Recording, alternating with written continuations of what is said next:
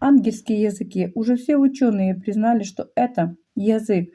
И это язык, который пришел с неба. Его понимает Бог. И даже если человек молится на этом языке и сам не понимает, но Бог его понимает.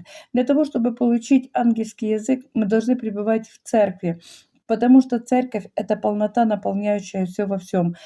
Церковь — это тело Иисуса Христа. Пребывая в теле, мы становимся частью Бога.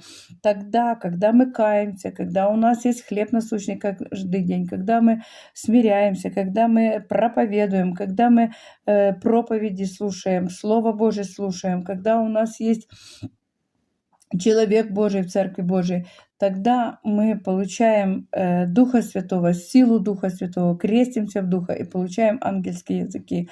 Мы можем молиться ангельскими языками даже за всю церковь, и церковь может молиться даже за нас.